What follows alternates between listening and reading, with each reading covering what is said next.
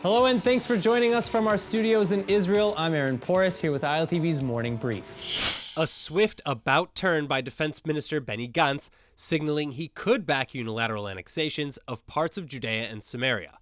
In a briefing with military reporters, Gantz saying Israel won't continue to wait for the Palestinians, citing their persistent refusals to reach a peace deal with Israel, and adding, quote, "If they say no forever to everything, then we'll be forced to move forward without them." As part of United States President Donald Trump's peace proposal, Israeli Prime Minister Benjamin Netanyahu can begin to move forward with annexing some 30% of the West Bank come July 1 under his coalition deal with Gantz. But Gantz has remained adamant until now that the move should not be carried out unilaterally, despite the Palestinian authorities rejecting the Trump plan out of hand.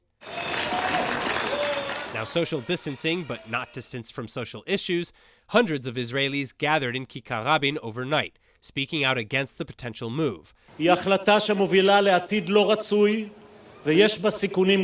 Meanwhile, those who support Netanyahu creating a similar scene near the Tel Aviv Museum in a demonstration against judicial dictatorship.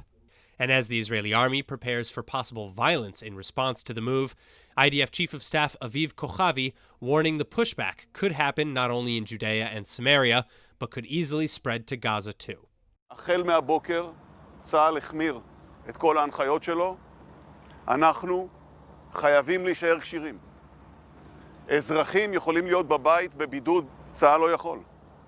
ממה שאני רואה פה, רמת הלחימה היא רמה טובה, והיא מוכוונת באופן טבעי לזירת הלחימה המרכזית, צפון חיזבאללה וחמאס וגאפ רצועת עזה. אבל, אני אומר לכם, אתם יכולים למצוא את עצמכם בעוד כמה שבועות באיו"ש, בגלל הפרות סדר ובגלל אירועי טרור.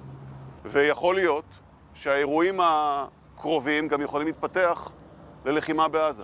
The lockdowns are beginning, several areas becoming restricted zones overnight. Israeli Prime Minister Benjamin Netanyahu slapping bans on entry to primarily ultra-Orthodox areas. בעקבות עליית התחלואה קיבלנו הערב בוועדת השרים את המלצת משרד הבריאות להטיל מגבלות על כמה שכונות בעיר טבריה וביישוב אלעד. אנחנו מחר בבוקר נבדוק גם יישובים אחרים. הדרך הפתוחה ביותר לעצור את המגפה זה שכל אזרחי ישראל יעטו מסכות וישמרו על מרחק. Debates are continuing over whether to impose restrictions in Bat Yam near Tel Aviv too. The health ministry saying only those who live in the restricted area will be able to enter, as well as those who work or go to school there. The decision going into effect this morning, and it'll last for 7 days. It comes as part of the government's bid to slow the spread of coronavirus after a surge in new infection cases, with some 459 new infections recorded in the past 24 hours alone. Israel seeing the highest daily tally since numbers began to climb again late last month. April 15 was the last time virus cases passed 450 in a single day.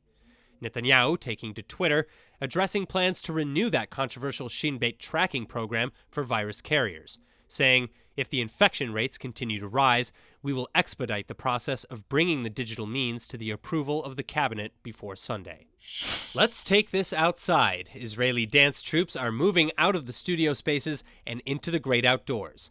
Since permission hasn't quite been granted for theaters and performance spaces to open their doors, several troupes are taking their performances into the open spaces, where social distancing can be kept and masks can stay on more comfortably. In the courtyard of Tel Aviv's Suzanne Delal Center, dance troupe Vertigo will perform their iconic work, Birth of the Phoenix, on June 30 and July 1. Jerusalem's Khan Theater will perform under the open skies in July and August, with some of the theater's most beloved plays put up in the Ben Hinnom Valley. And unplugged on the patio by the Jerusalem Arts Center Beit Hansen, you can catch trumpeter Avishai Cohen, Tomer Yosef, Neta El-Kayam, Rif Cohen, and Shai Tzabari in a summer of outdoor musical events. That's all for now, but for more news from Israel, remember to like ILTV on Facebook and on Instagram, and to subscribe to us on YouTube. I'm Aaron Porras, and see you later with our main daily broadcast from Israel at 2 p.m. Eastern Time.